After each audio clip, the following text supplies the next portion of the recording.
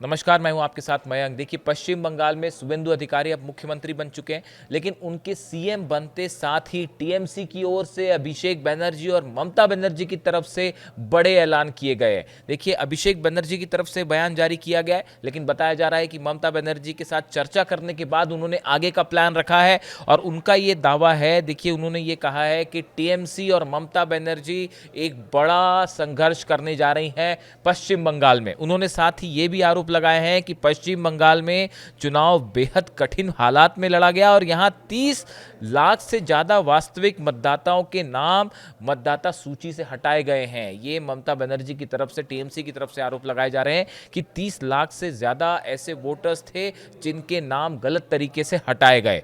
चुनाव आयोग और कई सरकारी एजेंसियों का रवैया जो है पक्षपातपूर्ण रहा, जिससे चुनाव की निष्पक्षता, विश्वसनीयता और पारदर्शिता पर प्रश्न खड़े हो गए।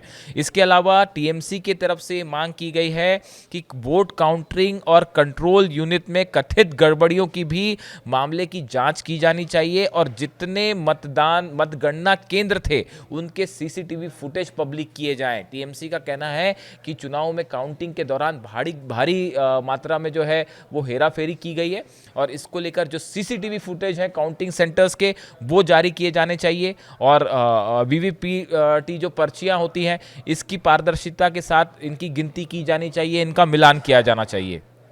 इसके अलावा देखिए, ये भी उन्होंने आगे ऐलान कर दिया है कि टीएमसी संवैधानिक मूल्यों की रक्षा के लिए और लोकतांत्रिक परंपराओं के लिए एक बड़ा संघर्ष जारी रखेगी। उनकी पार्टी ममता बनर्जी की लीडरशिप में पश्चिम बंगाल और दिल्ली दोनों जगहों पर मजबूती के साथ विपक्ष की भूमिका निभाएगी और संघर्ष करेगी। यानी देखिए, टीएमसी ने एक बार फिर ऐलान कर दिया है कि सरकार के खिलाफ संघर्ष जारी रहेगा और अभी भी ममता बनर्जी हार मानने को तैयार नहीं है। उन्होंने कहा है कि बड़ी संख्या में 30 लाख वोटर्स जो हैं उनकी हेराफेरी करके चुनाव जीता गया, इस तरह के आरोप लगाए गए हैं और आने वाले वक्त में उन्होंने संघर्ष जारी रखने का ऐलान कर दिया है। ऐसे में अब देखना यह है कि राज्य की कानून व्यवस्था को लेकर नए मुख्यमंत्री शुवेंदु अधिकारी क्या बड़े फैसले करते हैं और ममता बनर्जी का अगला कदम क्या होता है।